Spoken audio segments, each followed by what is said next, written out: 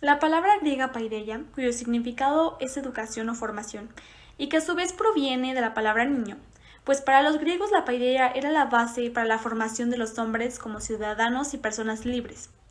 La educación no incluye habilidades manuales, puesto que eran consideradas indignas para el ciudadano libre. Por el contrario, se centraba en los elementos de la formación que harán del individuo una persona apta para ejercer sus deberes cívicos. De esta manera, el primero en configurar la paideia como un humanismo cívico integral fue el orador y pedagogo griego Isócrates. La paideia como tal surge en la era arcaica, que cubre los siglos 8 y 6 a.C., periodo en el que la cultura griega se consolida y comienza a extenderse en la ribera del mar Mediterráneo, desde las costas del Asia Menor hasta el extremo occidental en Iberia. Sin embargo, el concepto de la educación se forja a comienzos del primer milenio antes de la era cristiana, a través de las obras de Homero, la Ilíada y la Odisea, y el Isodo. En estas obras se nos habla de una ideal educación denominada calogatía, que armoniza la educación física con la educación intelectual y espiritual, hasta conformar la virtud, basada en la mimesis del comportamiento de los dioses y héroes. Y ya que sabemos esta información, veamos un poco más de cómo es el proceso en la era arcaica. Yo les quiero comentar sobre la arcaica.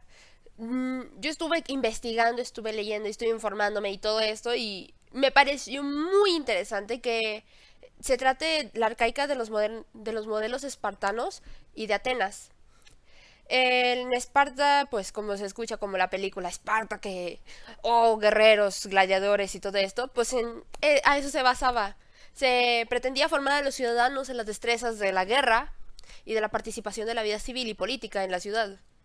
O sea, que fueran buenísimos para en cualquier momento, oh, tenemos guerra con Atenas, ah, pum, pum, y así.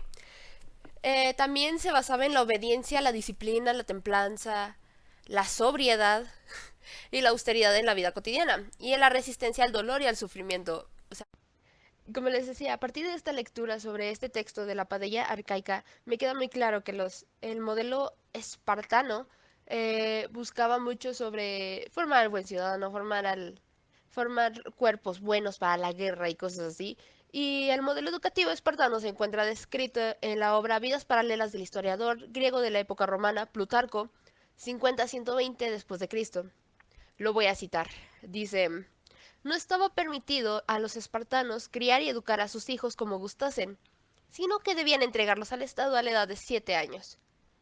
¿A qué nos referimos con esto? Ya dejando de citarlo, es que él se refería a que de la tierna edad de haber nacido a los 7 años, los niños se educaban en casa, la familia se encargaba de ellos y todo esto, pero ya a los 7 años ya los mandaban allá con la polis, les les decían, ahí tienen a mi chamaquito, ya todo chido, ya tiene la mente nuevecita para que tú me la pulas y dulzura, o cosas así, y ya la poli se encargaba de educarlos en este sistema militar. Lo que sigue es que la educación era igualitaria para todos los espartiatas varones.